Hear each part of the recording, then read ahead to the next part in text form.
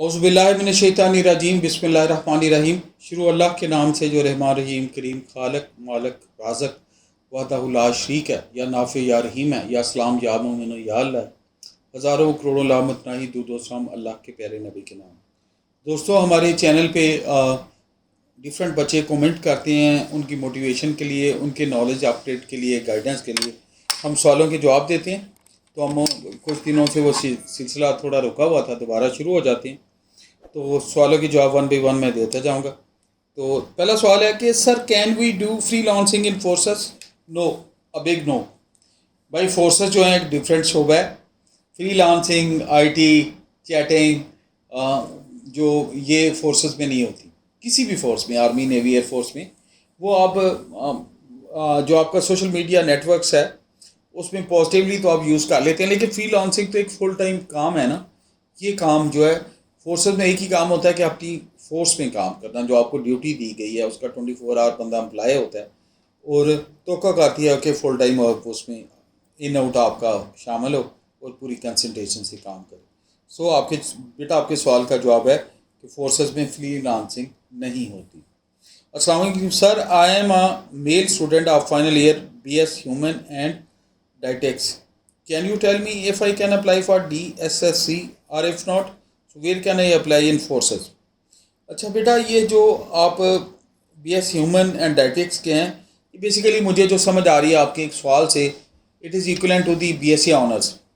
तो BSc honours के base पे इक्वलेंस के लिहाज से आप जहाँ जो आपके प्री रिक्विजिट या जो एप्लीकेशन आप अप्लाई आती हैं वैकेंसीज, आप कर सकते हैं उसको, कि उसके लिए प्री रिक्विजिट आती हैं ना कि BSS में हो ये।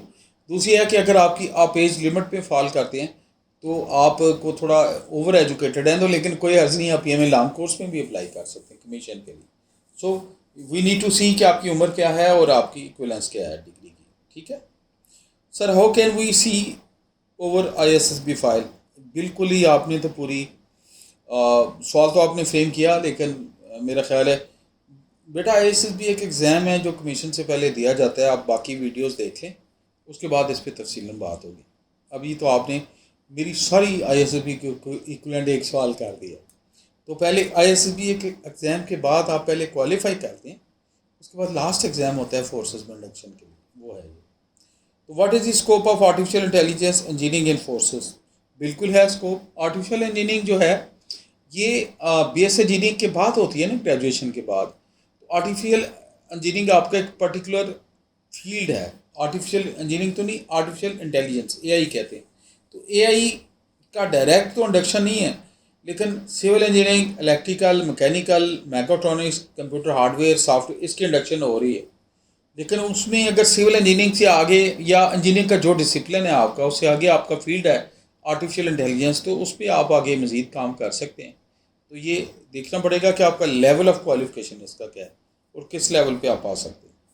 Sir, I am studying in BS IT। Can I join lady cadet course after doing BS IT? Yes, BS in IT lady cadet course में अगर आप उस एज और बेसिक क्राइटेरिया में बेटा फॉल कर रही हैं तो डेफिनेटली यू कैन ज्वाइन, कोई उसमें ऐसी बात नहीं है। ये फीमेल स्टूडेंट का सवाल है, उसका जवाब दिया। अस्सलाम वालेकुम, as a female after completing BS political science army join कर सकती हूँ? देखें, ये डिफरेंट डिसिप्लिन्स हैं जिसकी वैकेंसीज़ लेडीज़ के लिए टाइम एंड अगेन निकलती रहती हैं। तो अगर आपकी एजुकेशन की वैकेंसी मांगी गई है, एग्जिस्ट करती है आर्मी, नेवी, एयरफोर्स में, और आप वो प्री रिक्विजिट पूरे हैं उसकी बेसिक क्राइटेरिया, तो आप अप्लाई कर सकती हैं।